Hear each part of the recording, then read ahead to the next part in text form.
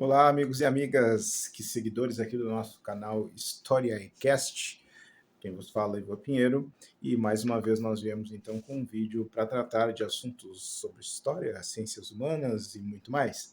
E dessa vez eu trago, então, conforme prometido naquele vídeo que nós colocamos lá nos Reels, a história do Forte Santa Tecla. E não só isso, né? Nós vamos falar rapidamente sobre como que essa região se torna interessante para os espanhóis. Antes de mais nada, eu quero fazer uma breve introdução aqui, falando que a maior obra sobre Forte Santa Tecla, Estância de Santa Tecla, né? Enfim, sobre essa questão da ocupação aqui da região do Pampa, foi escrita por mim. Tanto na minha dissertação de mestrado, que eu concluí na UFSM, quanto no livro que eu lancei em 2015, chamado Uma Breve História do Forte Santa Tecla, em 2015. Livro aí que eu lancei na Feira do Livro aqui da cidade de Bagé, onde eu resido. Então, vamos rapidamente falar sobre cada um desses temas. Claro, não podemos nos estender muito, né? Porque senão o vídeo fica maçante, fica chato. E eu também quero que vocês procurem saber mais sobre o forte e essa situação. Então, primeiramente, nós temos que falar sobre a estância de Santa Tecla, certo? O que foi a estância de Santa Tecla? Na segunda chegada no retorno, na verdade, dos jesuítas, a partir de 1680 ao estado do Rio Grande do Sul, quando eles vão formar ali na região ao norte de Santa Maria, né, no noroeste do estado, os chamados Sete Povos das Missões. Uma das missões, né, e talvez a mais conhecida dela, seja São Miguel, certo? E São Miguel formou um posto avançado aqui na região do Pampa, no sudoeste do estado, onde atualmente fica a cidade de Bagé e seus arredores. E esse posto avançado seria então a chamada Estância de Santa Tecla. Esse posto avançado ele foi fundado muito provavelmente ali entre a década de 1700 e 1720, né? E qual era a função desse posto avançado, dessa estância?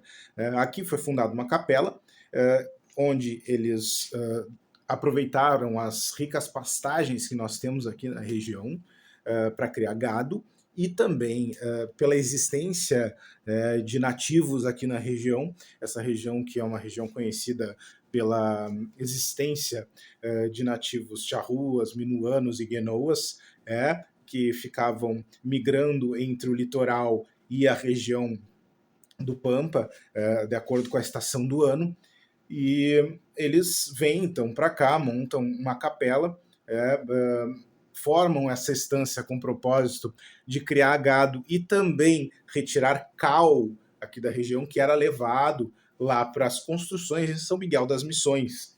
Então, muito dessas construções que foram feitas não só em São Miguel, mas nos Sete Povos das Missões, foram feitas com cal levado aqui da região do sudoeste do Rio Grande do Sul, né?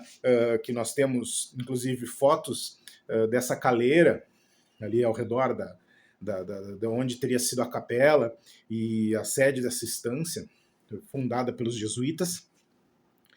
Levavam então esse cal, como alguns documentos registram, inclusive, né? Não estamos aqui supondo nada, tudo é baseado em documentação. Esse cal era levado então daqui lá para os Sete Povos das Missões e, consequentemente, auxiliava a construção das construções na região. Então, essa estância ela tinha fundamental importância, né, para os Sete Povos das Missões e para os jesuítas, que acabaram miscigenando os nativos que nós tínhamos aqui com os guaranis. Então, essa miscigenação guarani, charrua, minuano, ela ocorre muito forte nesse período, certo? E essa estância, então, ela vai dar base para depois a construção do forte e, consequentemente, posteriormente, a fundação da cidade de Bagé, certo? Essa estância ela acaba tendo uma sobrevida após as ocupações ocorridas ali na década de 1750, quando ocorrem as demarcações, perdão, tanto por parte de Portugal e Espanha, eles começam novas demarcações e é quando vai ocorrer aquela troca das missões pela colônia de Sacramento. A colônia de Sacramento era portuguesa, passa a ser espanhola, e as missões que eram espanholas passam a ser portuguesas. E essa região fica no meio deste limbo, certo? Não é nem portuguesa e tecnicamente era espanhola. Haviam esses nativos aqui na região, havia a capela, havia a estância de Santa Tecla, havia gado, mas a princípio nada era muito movimentado assim durante um período entre 1750 e 1773 por parte dos espanhóis. Então tem cerca de 23 anos aí que a região fica basicamente sobrevivendo com a criação do gado, e com esses nativos aqui trabalhando na volta. Tá? Também há uma das teorias de que Sepet Araju teria nascido nessa estância aqui de Santa Tecla, certo? O Sepet teria nascido nessa estância e ele foi um dos principais mártires aí, da luta indígena durante essas demarcações, fazendo a resistência da presença dos portugueses e espanhóis na região. Bom, qual é a situação do forte, né?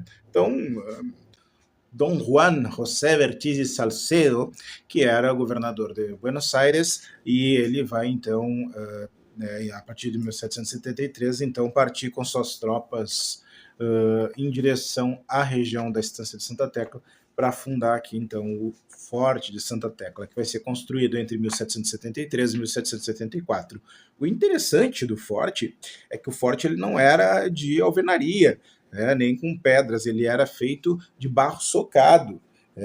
E as construções internas, que tinham capacidade de abrigar até 2.000 homens, era feito com pau a pique. Certo? Isso indica o quê? Muita influência dos indígenas, dos nativos que viviam aqui.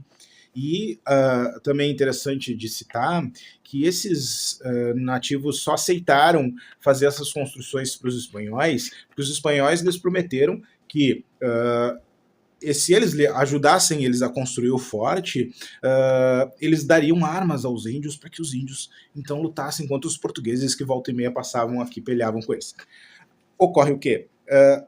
Os nativos vão ajudar eles a fazer essa construção do forte, a construção desses edificações que vão ter ao interior do forte, e ao terminar a construção, eles vão escravizar os índios. Eles vão trair os nativos então vão ficar trabalhando sob o regime de escravidão para os espanhóis do Dom Juan José Vertiz Salcedo, que nomeia Dom Luiz Ramírez para ser o comandante do forte, e ele que comandava a galera aqui. Apesar de ter 2.000, capacidade para 2.000 pessoas, nunca se teve, de fato, essa quantidade de espanhóis aqui no Forte Santa Tecla. Tá?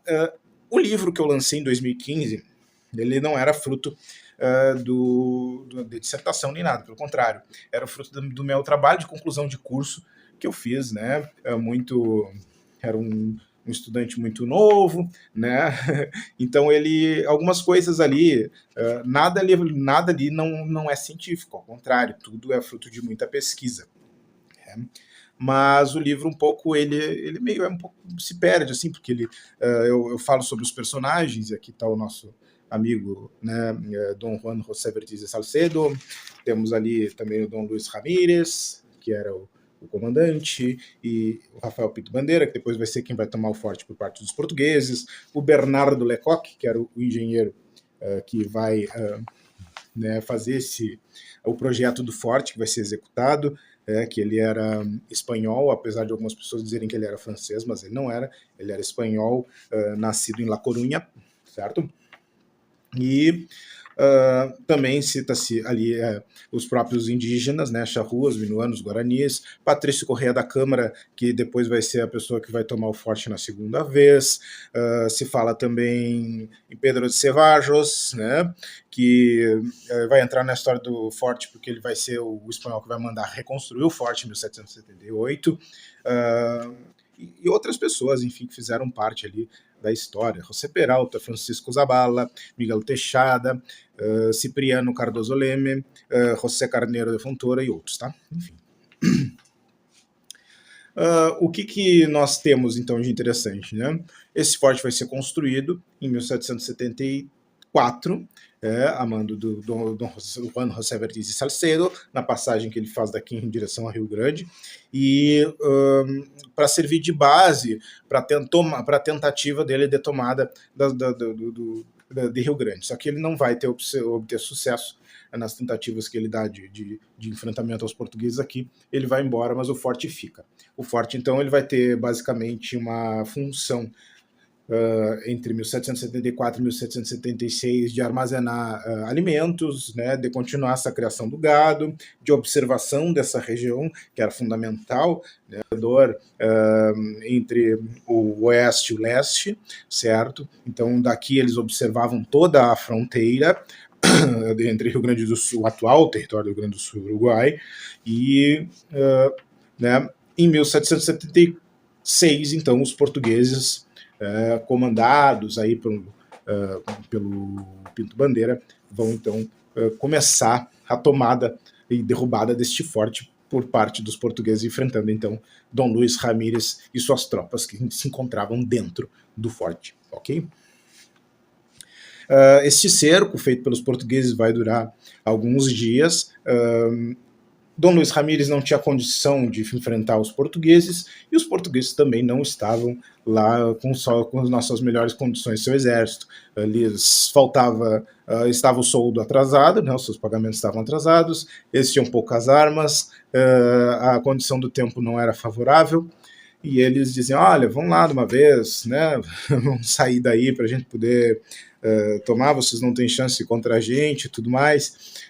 Ficam alguns dias negociando ali a rendição do forte, até que o Dom Luís Ramírez diz, tchê, não falou tchê, tá. Mas ele fala, cara, a gente sai daqui com algumas condições. E dentre essas condições, foi levar tudo que tinha lá dentro, de insumos, e também levar de lá de dentro os índios que faziam, né, parte dessa região. Então eles levam os indígenas daqui embora para Buenos Aires. Gente, se fala muito disso, porque eu não tem índio em Bagé, não tinha índio em Bagé. Claro que não tinha, porque a galera foi levada daqui como escravo pelos espanhóis, tá? Nessa primeira tomada do forte. Então, naturalmente, não ficaram índios aqui na região. Tá? E por isso que, quando os portugueses fundam a cidade, já não tem mais indígenas aqui na volta, tá? Porque eles foram levados como escravos, portanto, como eu falei. 1778, como eu falei ali anteriormente, manda-se construir novamente o forte, tá? Nos mesmos termos, da mesma forma que ele havia sido construído antes, né? A mesma coisa, barro socado, construções de pau a pique, e aí ele vai perdurar por um período maior, tá? Vai de 1778 até 1801, e basicamente com essas funções de retirada de cal, de criação de gado, de manter ali alguns insumos, né, para as passagens espanholas e explorações espanholas aqui na região, até que em 1801, então, ele é tomado de vez pelos portugueses, após a demarcação estabelecida aí nas campanhas militares e pelo Tratado de Badajoz, certo? 10 anos depois, Dom Diogo de Souza vai fundar a cidade de Bagé. Mas entre 1801 e 1811, esses 10 anos, os portugueses já se instalam por aqui e ficam, né, observando a região para que não haja mais novas investidas espanholas, ou que o forte fosse novamente reconstruído e os espanhóis começassem novas campanhas contra, então, os portugueses na região.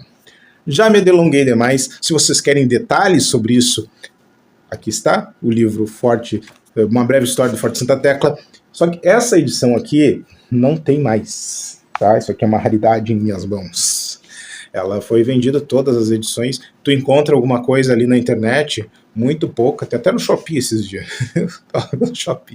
Tá no Shopee o livro, tá? Só que por uns preços absurdos, assim, porque esse livro ele era vendido a 22, 25 reais, e tem um site vendendo por 160 reais. Por óbvio, por ele ser um livro que não se vende mais, não foi mais produzido, tá? Mas eu estou escrevendo a segunda edição. Nesta segunda edição, nós traremos um apanhado do que foi feito na minha dissertação de mestrado e uma reestruturação deste livrinho junto. Então vai ser mais volumoso, certo? Com mais informações acerca da fortificação. Lembrando que quem vos fala aqui foi a pessoa que mais escreveu sobre essa história aqui da região, né? Antes da fundação das cidades, né? Que cercam aqui o sudoeste do estado. Ok? Gostou? Então compartilha, manda aí para todo mundo, se inscreve no nosso canal, importantíssimo, né? Curte o vídeo. E a minha dissertação ela está lá no repositório da UFSM, mas ela é um pouco mais focada para a questão do arquivo digital que se pensou em fazer sobre o Forte Santa Tecla, mas ela traz muitas informações históricas lá também, gratuitamente. Tá? Claro que o livro ele vai trazer coisas novas, coisas que não estão lá e que não estão nesse livro aqui também, e vai ser super legal. Beleza? Até a próxima, então. Muito obrigado e indica o canal para outras pessoas aí que eu acho que gostam de história e que vão querer saber mais sobre diversos assuntos da história do nosso país.